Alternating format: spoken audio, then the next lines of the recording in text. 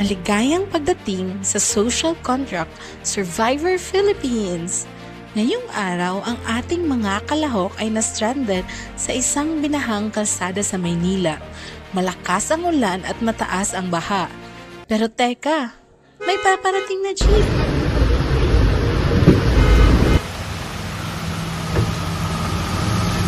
Ay nako, kailangan ko nang umuwi. May pasok pa ako bukas. Excuse me, ako ang nauna dito. Ako na lang. Lubat na ako. 1% na lang. Emergency na to. Lahat gusto makasakay. Pero sino ang dapat makakuha sa uling upuan? Ngayon, pupunta tayo sa Tribal Council para malaman kung ano ang makatarungan. Ang unang magsasalita ay si John Rose. Para patas ng desisyon, gagamit tayo ng Bill of Rights. Bail? Parang bail sa kasal?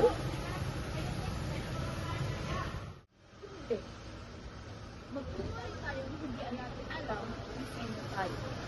Maaaring ikaw ay maganda, may sakit, pagod, taong sobrang nangangailangan ng sakit. Para surprise ka? Oo, ganun na nga. Pwede ba natin tawagin yung Bell of Budot para mas Pinoy? Sige na nga.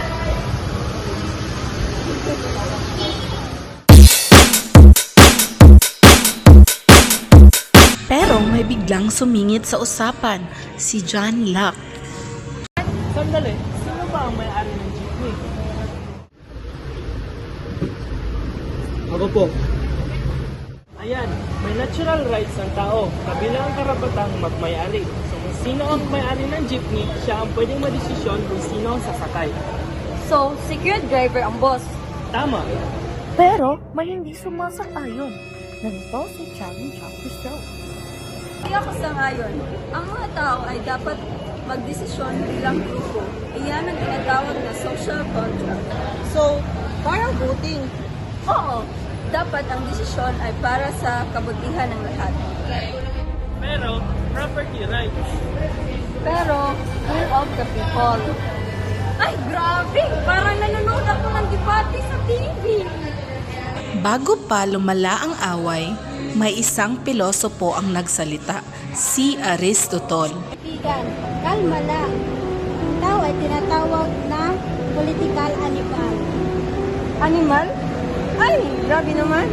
Hindi literal. Ibig sabihin, ang tao ay nabubuhay sa komunidad at nagtutulungan. So, ano ang solusyon? Ang solusyon, itigil ang pagtatalo.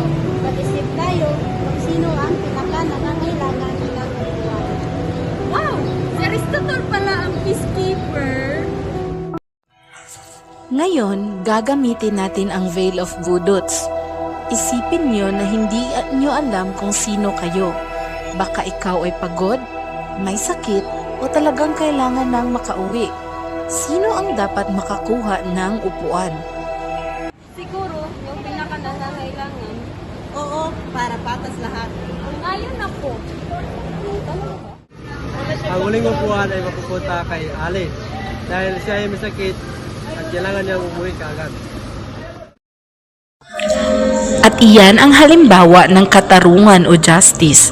Natuto tayo mula sa ideya nina John Rawls, pagiging patas gamit ang veil of ignorance, John Locke, natural rights at pagmamay-ari, Jean-Jacques Rousseau, desisyon na komunidad, Aristotle, pagtutulungan bilang komunidad. Lesson learned sa panahon ng tag-ulan, magdala ng payong. At huwag kalimutan ang exact tail. Ito ang Social Contract Survivor Philippines. Tandaan, ang justice ay paggawa ng tama at patas para sa lahat.